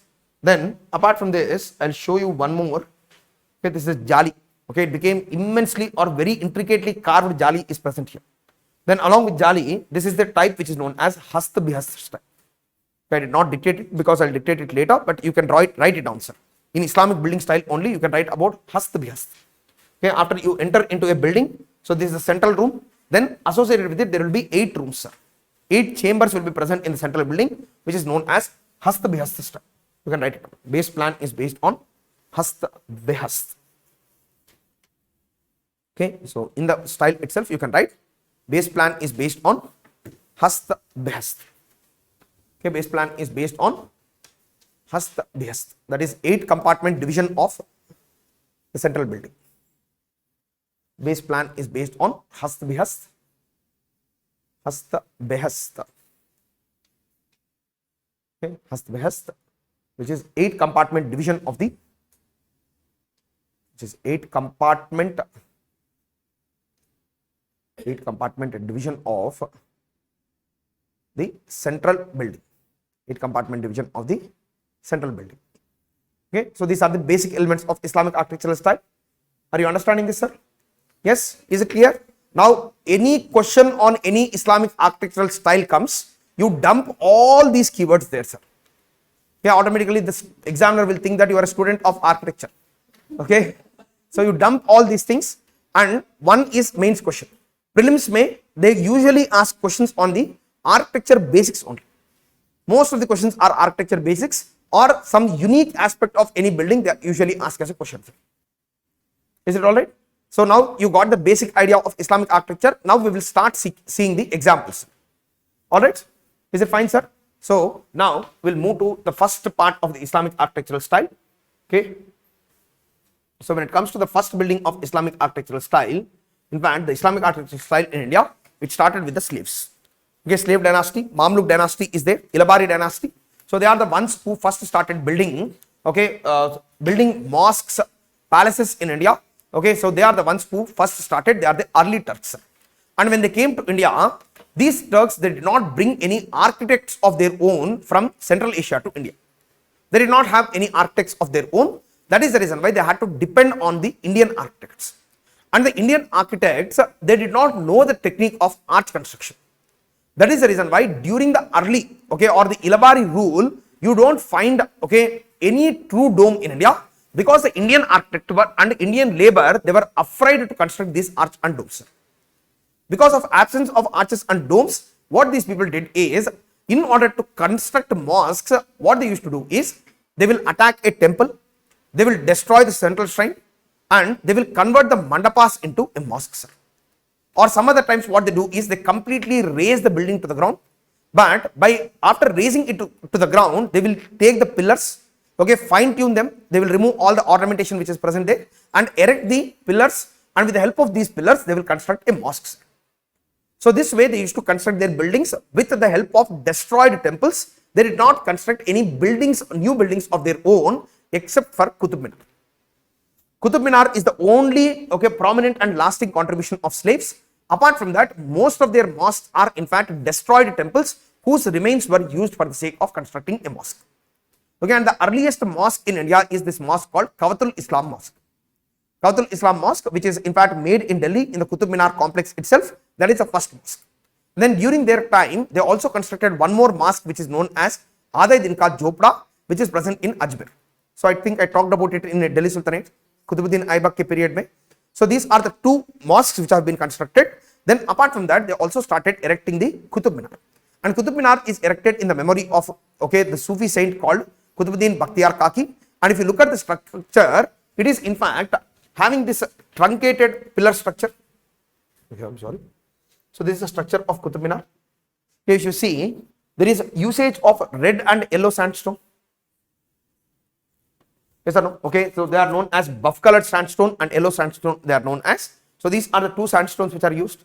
And this is in fact a truncated structure, which means that base is large and as you go up, it gets narrow. Okay, then along with that, this structure, its building is started by Qutbuddin Aibak, okay, but it was finished by Iltutmish. Then along with that, what happened is in time during the Tughlaq period, there was a lightning strike on this building, sir. Because of the lightning strike, the top 2 floors they got destroyed. And when they got destroyed, Firoz Shah Tughlaq is the one who erected the top 2 floors and he used marble for the top 2 floors. Can you see? So they are asking the kind of stone which is present in prominent buildings too, sir. Here, okay, there are 3 kinds of stone: yellow, buff color, and one more is this stone which is known as marble. And the top 2 floors are constructed by Firoz Shah Tughlaq, and these are the 3 people: Qutbuddin Aibak, Iltutmish, and Firoz Shah Tughlaq are the 3 people. Then along with that, these buildings they have extending balconies at regular intervals, right? Can you see the balcony structure? Then along with that, the entire building, it is in fact carved with calligraphy which is of Kufic style, sir. Kufi style calligraphy is present on the entire building from base to top. Is it clear? So this is the third aspect of this Qutub Minar. And the first true arch which has been constructed in India, it is constructed for Balban's tomb, sir. Okay, who also belongs to the slave dynasty, Balban. Okay, Balban's tomb is the first true arch in India is constructed in Balban's tomb. Are you getting this, sir? So these are the essential buildings. Then apart from that, the complex in which this is present is the Qutub Minar complex. I talked about it. It also contains the iron pillar of Chandragupta II, which has been shifted from Vidisha to Delhi by this person called Anangapala Tomar. The Tomar dynasty, they shifted that. That is also present there. So these are the essential elements of slave dynasty buildings, sir. Then after the slaves, immediately the Khiljis came to power. And Khilji rulers, they were able to occupy Gujarat and Rajasthan, Alauddin Khilji. And after he occupied Gujarat region, what he did is, he erected this gateway which is known as Alai Darwaza. To commemorate his victory over Gujarat region itself, he erected this. And here also you can see some essential elements. This is the first, or this is the arch. Okay, this arch is called as horseshoe arch, sir. Horseshoe arch means a little pointed it will be, not very broad, but a little pointed. Then first true dome of India is this. Then along with the jali is there. They have used marble, red sandstone, and buff colored sandstone. Are you getting what I'm trying to say? So these are the 3 things. So this is also one prominent structure, and they also used jalis in here. So this is Khilji style, sir. Khilji style mein we have only one building, that is Alai Darwaza. And after that, okay, the other Khiljis, after Alauddin Khilji, there was no other prominent Khilji ruler, right? Mubarak Shah Khilji, not very prominent. Okay, then before that, Jalaluddin Khilji ruled for only a very short span of time. And the only prominent construction of the Khilji dynasty is this. So we will have a look at slaves and Khiljis first. Then after that, we will move to Tughlaqs. Alright? Making sense? So, slave dynasty, Qutub Minar, calligraphy is present. Adai Din Ka Jhopda at Ajmer, Kavatul Islam Mosque in Delhi. And this structure is considered to be fluted structure because it has carvings, it is not plain, right? Okay, so this, okay, it's fluting. Okay, this is called as fluted structure with extending balconies of their own. Balban's tomb is the first true arch. Okay, Balban's tomb is, its image is not given here. It is the first true arch, and they used red and buff colored sandstone. Okay, this is red and buff color is that brown. Okay, red and buff colored sandstone, all surrounded by bands of intricate carvings in Kufic style of Islamic calligraphy, giving the minar the appearance of bundled reeds. Okay, bundled reeds means nothing but, okay, you know, broomstick. Okay, broomstick is bundled reed. Reed means grass. Okay, bundled reeds is broomstick. Okay, it looks like a broomstick, right? Does it or does it not, sir? It looks, okay, that is the reason why it is considered as bundled reed style. Then Qutub Minar, Alai Darwaza, Alai Minar, okay, Kavatul Islam Mosque, tomb of Iltutmish and iron pillar, all of them are part of Qutub Minar complex. Write it down. Okay, these 6 structures, 6 or 7, 1, 2, 3, 4, 5, 6, 6 structures. 6 are part of Qutub Minar complex. Okay, now Qutub Minar, it was built by Aibak to honor the famous Sufi saint Qutbuddin Bakhtiyar Kaki. Near to Qutub Minar is the Kavatul Islam Mosque, which was built on the ruins of the Lal Court of the previous Hindu kingdom, and is also known to be one of the first mosques in the country. Okay, Qutub Minar is continued by his successor Iltutmish, and finally completed much later by Firoz Shah Tughlaq, a sultan of Delhi from the Tughlaq dynasty. So here, when the stones are being discussed, red and buff colored sandstone and marble you write, because the top floors are marble. Red and buff colored sandstone is there, right? There itself you write marble. Marble is one more stone that has been used here. Okay, Marble is one more stone that has been used here. Okay, next one is this iron pillar. I talked about iron pillar already. You just highlight the name of Anangapal Tomar. Anangapal is given. Not given. Anangapal. Yes. So it has been shifted from Udaygiri to its present location. Okay, and it is originally considered as Vishnu Dwaja. It is considered as Vishnu Dwaja. It's given there. Okay, Vishnu Dwaja. Okay, Vishnu Dwaja. So this is the pillar. Okay, so which is the Mehroli iron pillar. It is called as now. Okay, so this is the case. Then after this, the next one is Khilji rule. See this Khilji rule, sir. Arcuate style, true dome for the first time. True dome for the first time. The domed gateway is decorated with red sandstone. Okay, and inlaid white marble inscriptions in Nasak script, and it also has latticed stone screens. So this latticed stone screens, red color stone. Okay, then buff colored stone and marble. Buff also is there. You write buff. Red, buff, and marble. 3 colored stones are used. Okay, 3 colored stones: red, buff, and white marble. Okay, this is a structure of Alai Darwaza. This is a structure of Alai Darwaza, first true dome of India. So this is the case. Then after that, the next style is Tughlaq style. Okay, Tughlaqs are the first to use arch and beam in combination. Okay, they use arch also and beam also in the same building. Then along with that, these people, they also used arch beam lintel combination. Means that Hindu elements in Islamic style or Islamic architecture, they started showing themselves from the time of Tughlaq. Okay, so Hindu styles, that is beam, lintel, okay, along with arch, they are constructed here. Okay, and here when it comes to the Tughlaq style is known for construction of fort walls. Fort walls is one prominent feature. Can you see the fort wall here? Can you identify the bastions which are being shown there? Yes. Then along with the bastions and this stone fortifications, one more unique thing is they started constructing their buildings with a battering effects. Okay, batter means what? Usually, okay, sloped walls are called as batter. Can you see the sloping of walls here? Just like pyramid, okay, sloped walls are there. Usually the sloped walls, they give the building a feeling of strength. Okay, they show or they give the building a feeling of strength. So these walls are called as battering walls. Then apart from battering walls, they started using amalak and kalash. Okay, marble plus red sandstone, multicolored domes. So these are the essential elements of the Islamic or the Tughlaq architecture.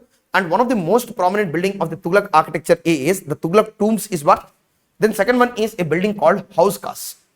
Okay, House Khas, which is also a metro station in Delhi. So it contains a building which has one floor in arcuate style, one floor in trapeze style. One floor in arcuate, one floor in trapeze style. So this way, House Khas has been constructed, sir. This is a mixture or mixed Indo-Islamic style. So these are the prominent buildings during the time of, okay, this person, that is Tughlaq style, arch beam combination, dome with amalak and kalash, battering walls. Battering walls means sloped walls. You write there. Battering walls means sloped walls, double walled forts with bastions. Okay, double walled forts with bastions, realism and strength this building show. Okay, and the prominent buildings are Firoz Shah Kotla, Tughlaq tombs, you write down, and House Khas. House Khas. House Khas is this. Okay, House Khas. H-A-U-Z. H-A-U-Z-K-H-A-S. House Khas, it's called. House Khas. Okay, very good questions can be asked in prelims based on these things, sir. Okay, first arch is which arch, sir? Which building has the first arch? Balban's first dome. Alai Darwaza. Alai Darwaza is the first dome, first arch. Okay, then this battering effect is first seen in Tughlaqs. Alright, following. Okay, then after this, the next style is Lodi style, sir. And by the time of Lodi style, okay, more Hindu elements they started getting or incorporated into the style, sir. And here, as part of the Hindu style itself, you can see clearly what are the new things that you can see here, sir. Chhatris are added for the first time. Okay, then the buildings are also placed in gardens. You might be knowing about Lodi gardens, Delhi. There is also a prominent place where the tombs of Lodis are present. They started placing their buildings in, okay, these gardens. Then along with that, if you look at the base plan, till now the base plan is either rectangular or square shaped, right? But here for the first time you can see octagonal shape. Are you getting what I'm trying to say? Octagonal shape, hexagonal shape. So these kind of multi-shaped ones are being shown. Then along with that, before entering into a structure, you have a pillared veranda here, just like the mandapa for Hindu buildings. Yes? Are you getting what I'm trying to say? This pillared veranda. Okay, you can walk around the pillared veranda, and after that only you can enter into the mosque. Pillared veranda is one more thing that has been added here. So this pillared veranda is usually known as colonnaded structure, sir. It is called as colonnade. Colonnade is usually the walkway around the building is called as colonnade. Okay, are you understanding this? So Chhatri, colonnade. Okay, then along with that, these are the people who started constructing double domes for the first time in India. Double dome means one dome, then interior, one more dome. So double doming is also first started by Lodis in India. So these are the prominent elements of the Lodi architecture in India, sir. All right. So just have a look at them. One is double dome. Second one is Chhatri. Third one is garden. Then octagonal tombs and colonnaded surrounding. So which is a pillared veranda for the building. Pillared veranda for the building. But these pillars are, okay, they are in fact arches, but it provides the same effect as a mandapa, which is attached to the central shrine, right? Are you understanding this, sir? So this is one more important style which is known as Lodi style. Okay, Chhatri, dome. Can you see the design of the drum of the Lodi building, sir? It's not lotus, it has a peculiar design of its own. Then after that there are projections on which smaller domes are placed again. Okay, this way each building has its unique style. We did not read every building because there are hundreds of buildings, sir. Okay, only the basics we need to know, that's it. Alright, let's suppose they ask a question on Lodi construction style. Then after writing these essential points, you have to dump all the points of Indo-Islamic architecture in Lodis, except for some things which are peculiar to the Mughals. Okay, you should not include, okay, Pietra Dura here. You should not include Hasta Bihast here. You should not include Charbagh here. This is garden structure, but it is not Charbagh. Charbagh is introduced in India by Babur. Are you understanding this? Okay, so this way you have to be a little smart. Then you have to write the answer.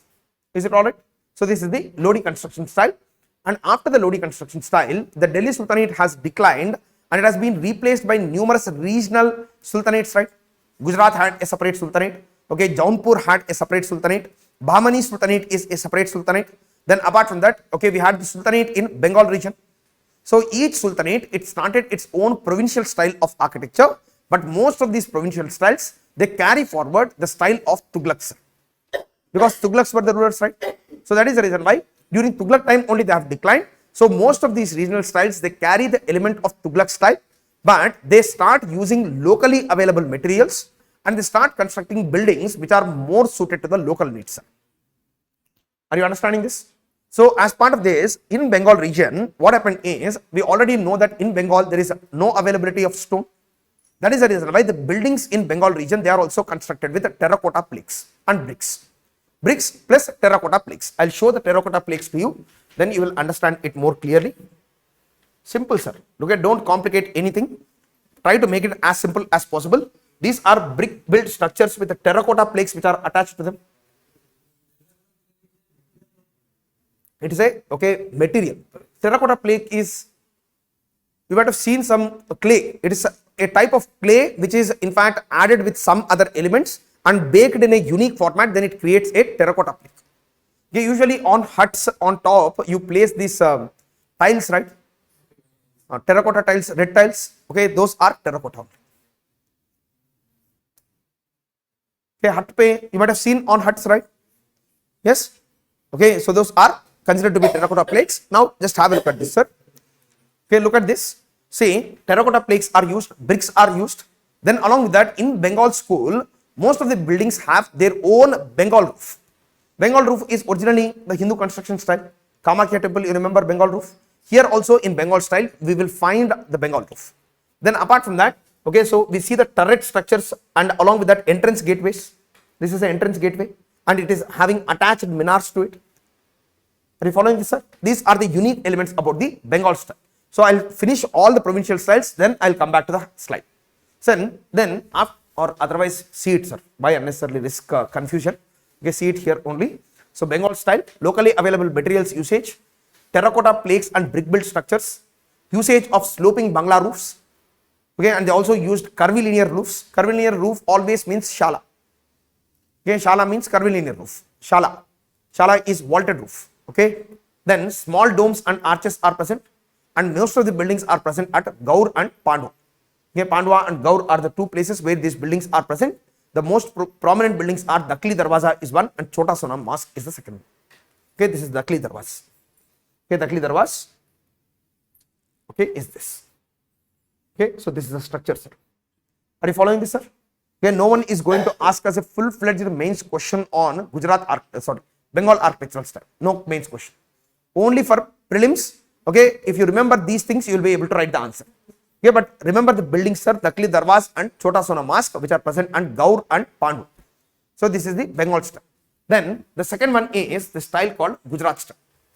Okay, Gujarat style is nothing but outside it is a mosque, but inside it is a temple. Simple. Pillared structure, arch, lintel, beam, pillar combination. So outside mosque, but inside if you go, it will be a temple. And okay, already Gujarat had a tradition of Baulis, right? Bauli is what? Water tanks. I talked about Baulis. So in fact, in Islamic architectural style in Gujarat, the same Bauli tradition, it is continued, sir. Every mosque also has an attached, okay, temple well. Okay, the well is known as Bauli. Okay, Bauli tradition is also continuing. Then apart from that, these people, what they did is, okay, they started constructing multiple number of domes on top of building. Not one, but multiple domes. Then along with that, they also started constructing just in front of the archway, arch entranceway, huge attached minars they started constructing, which are known as turrets. And one prominent feature of these minars is, one set of minars is known as Julta minars. Okay, Julta minar means what? If you swing one minar, it will automatically swing the other minar. These are the capability of swinging. If even strong air comes, they will in fact swing from one side to another. Buildings which can swing like rubber. Huh? No wood. Only all stone buildings. All stone buildings only. So this is one more. Okay, can you see the jali work also here? Gujarat style mein jali work is there. Then pillars you see. So this is a mosque. Okay, but it looks like a temple from inside. Then apart from this, okay, see the next one.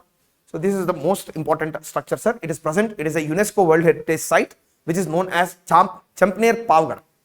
Champner Pavgada, it is in fact constructed by this person, Muhammad Begada. Remember? Okay, who used to eat 10 people's food for 10 days in one sitting. Okay, so that is the one. Okay, Muhammad Begada's structure is this. Okay, Champner Pavgada, it is called as, it is a UNESCO World Heritage Site. And all the buildings which are present in Ahmedabad, they are also constructed with the same style. And the Ahmedabad city planning itself is also a UNESCO World Heritage Site, sir. Ahmedabad city itself is UNESCO World Heritage Site. Are you getting what I'm trying to say? So two UNESCO World Heritage Sites, one is Champner Pavgada, second one is the city of Ahmedabad. So both of them are present in Gujarat under the Gujarat architectural style only. Is it making sense? Okay, now shall we have a look at this section once? Gujarat, usage of Hindu and Jain styles in the interior, temple structure in mosque sanctuary, richness of ornamentation, delicately carved stone screens, ornamented stepwells which are known as baulis, then carved ceilings are present. Okay, can you see the carved ceilings, sir? That is actually an essential part of Hindu style in Gujarat, Gurjar, so in Dilwara. Remember the carved ceilings of Dilwara? So same thing here too. Then Jami Mosque of Cambay and Ahmedabad. There is excessive usage of decorated pillars. Okay, one more is this Champner Pavgada Archaeological Park in Gujarat. Okay, Champner Pavgada. So there you write, constructed by Muhammad Begada. Okay, constructed by Muhammad Beghara. Okay, Muhammad Begara. Okay, Muhammad Begara is the one who constructed this Champner Pavgada.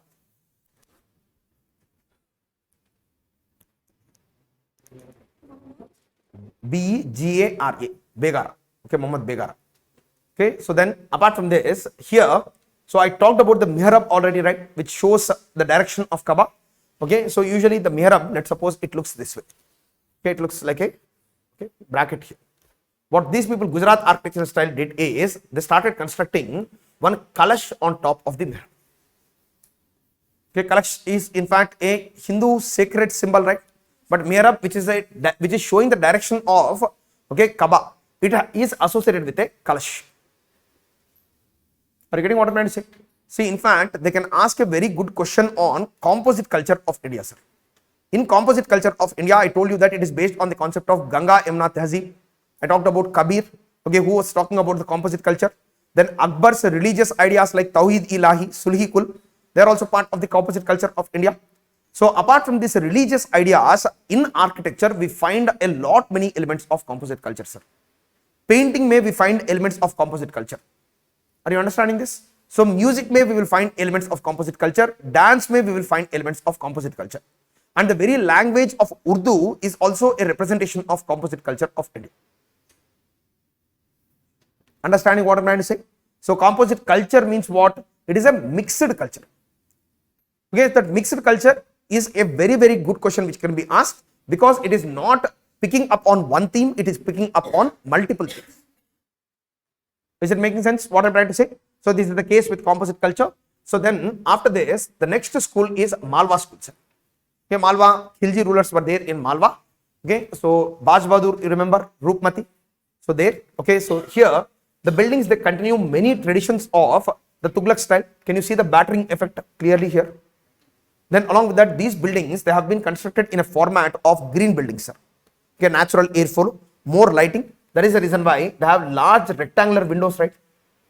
Top and bottom.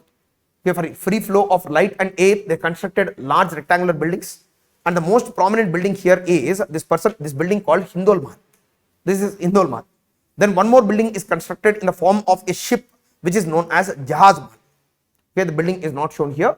Jahaz Mahal is constructed in the form of a ship. Is it all right? So these are the important elements of the Malwa school. Cannot be asked as a mains question, but only the important centers, important buildings can be asked as a prelims question, sir. All right. So just see this, sir. Malwa school, large windows, no minars. That is one more unique thing. So then battering effect is present. Water reservoirs near the building, which are known as boulis. Then locally available material, environmental adoption, and these buildings are present at Mandu, Chanderi and Dhar. Okay, Mandu, Chanderi and Dhar. Okay, they have arch lintel combination, the same thing as Tughlaqs. Okay, Tughlaqs. Then high platform and flight of steps. Okay, it is not shown here, but it is part of the Khajuraho tradition, right? High platform pe temple rakna aur usko access through these steps. So that is also part of these buildings. All right. So high platform buildings with access to those steps. Then Hindol Mahal, Ashrafi Mahal. Then you write Roopmati Mahal. One more is Roopmati Mahal, and one more is Jahaj Mahal. Roopmati Mahal and Jahaj Mahal. Okay, these are the important buildings which are constructed in this style, sir. Important buildings which are constructed in this style. Then the next one is this Jaunpur school. Okay, Jaunpur school. Okay, Jaunpur school, not very, very important, sir. But they also have the battering effect, arch and beam combination. Okay, and one unique thing about this style is they started constructing beautiful facades to mosque. Facade means what? Okay, the decoration for entrance is called facade, right? So beautifully facaded mosque. This is a mosque structure, sir. This is not an entrance gateway. It is a mosque structure which has a beautifully carved entrance gateway for the mosque is known as facade for the mosque. And apart from that, these buildings, they have these structures which are not minars, sir. They are not minars. Okay, they are just half minars. Are you getting this, sir? Half minars, these are known as propylons. And the propylons, in fact, they are tapering effect they have, and they are also bending.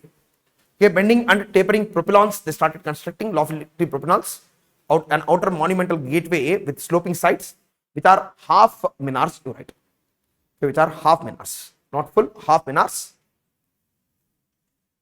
Again, the prominent buildings here are Atla Masjid and Jami Masjid in Jaunpur. Just highlight the names of Atla Masjid and Jami Masjid in Jaunpur. other elements are exactly the same, sir. The only unique thing is this ornamented facade to the mosque. Then along with that, this thing which is known as lofty propylon, which is half minar. Is it all right? So this school is called as Jaunpur school. Okay, please focus. Then the last style is the Bahmani style of architecture. So when it comes to the Bahmani style of architecture, India's largest dome and the world's second largest dome is this Gol Gumbad, sir. Okay, which is in fact a tomb, okay, which has been constructed in the Bahmani Sultanate. So this is called Gol Gumbad. Then one more unique thing about this style is they started beautifully ornamenting the minars, right? Ornamentation of minar. Till now we have not seen anywhere here. Okay, so this ornamentation of minar is one more. Then if you see the entrance gateway of these mosques or tombs, they have this three arched structure. Can you understand the three arched structure, sir? 1, 2 and 3. So in the entrance itself you will find three arches, not one arch, three arch. Then along with that, originally these buildings of Bahmani Sultanate, all of them, they are colored domes, sir. They are all colored domes, okay, which used to have beautiful and exquisite stones which have been brought from Persia, Central Asia, say exclusive stones they used to bring, and they used to build colored domes, sir. Okay, you might have watched this Disney cartoon called Aladdin.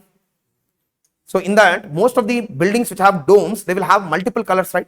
Some are red, some are blue, okay, some are green, okay, some are different color, marble color.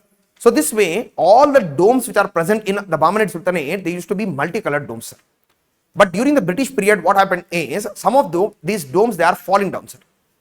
So because of which the Britishers, in order to preserve them, they chipped off the precious stones and put a cement plaster on top of the dome. Again, today they look like very sad structures.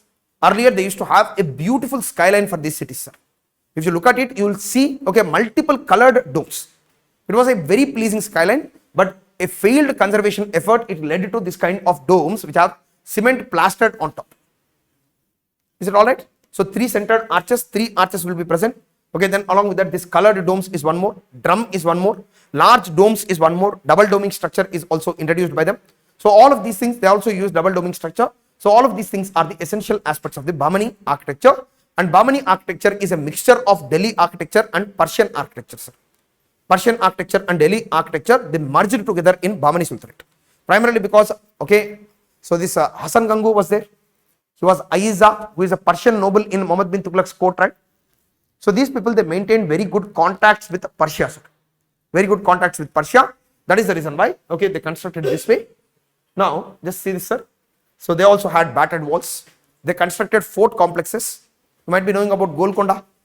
Okay, Golconda is a fort complex, right? So Golconda, in fact, there is one more fort complex at Gulbarga, Bidar. All these places have fort complexes of their own. And usually all the fort walls are double walls.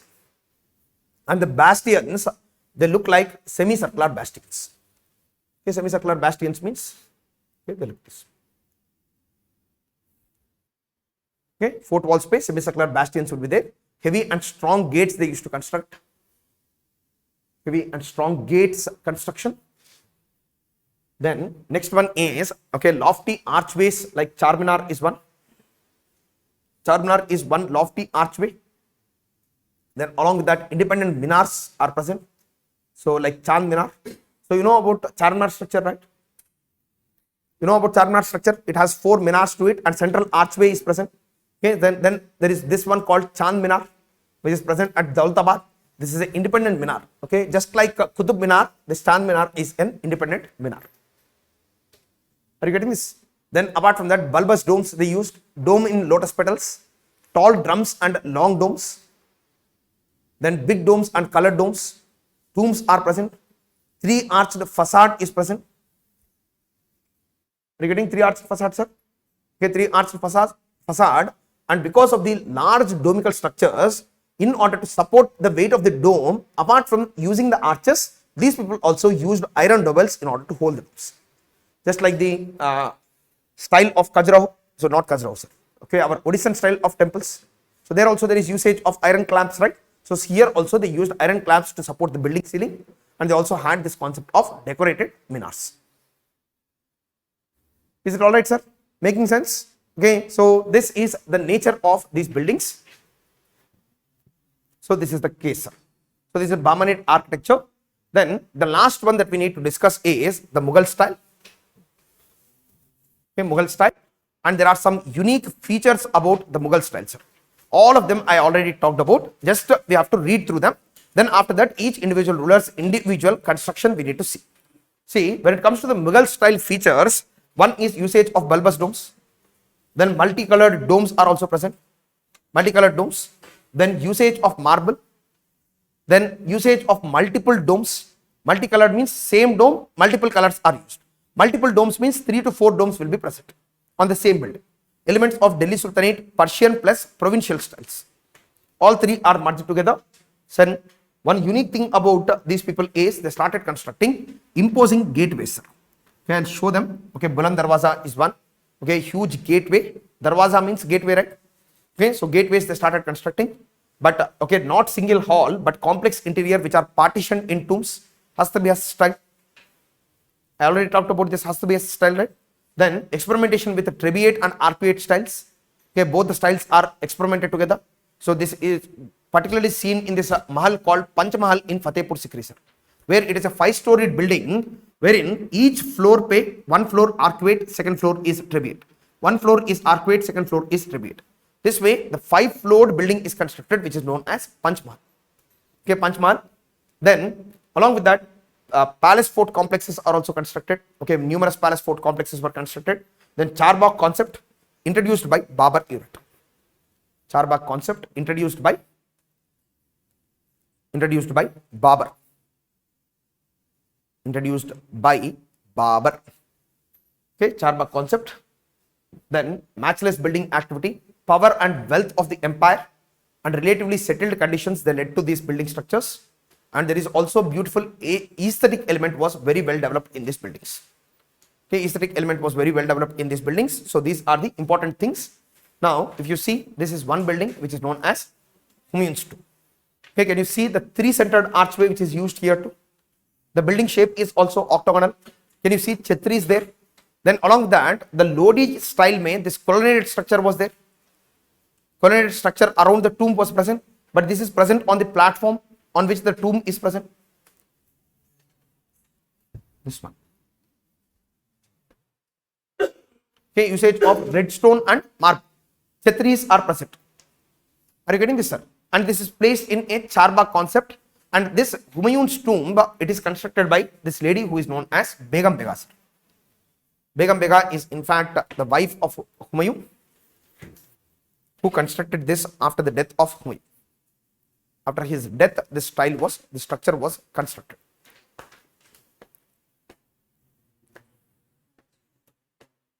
What's that? Is it fine? Okay. See, we have a little bit of okay syllabus. Okay, a little more syllabus is there. So let's do one thing. Okay, let's okay, try and sit for 1 hour extra today. If it works for you? Okay, let's see. Okay, based on your energy, we will see. Okay, but I will give breaks even okay more regularly. So now it is 2 hours, right? I'll give you a break for 20 minutes, sir. You take a break. After 20 minutes, we will re-meet. Then after that, we will continue our discussion. Then after that, based on our convenience, let's try to extend the class. All right?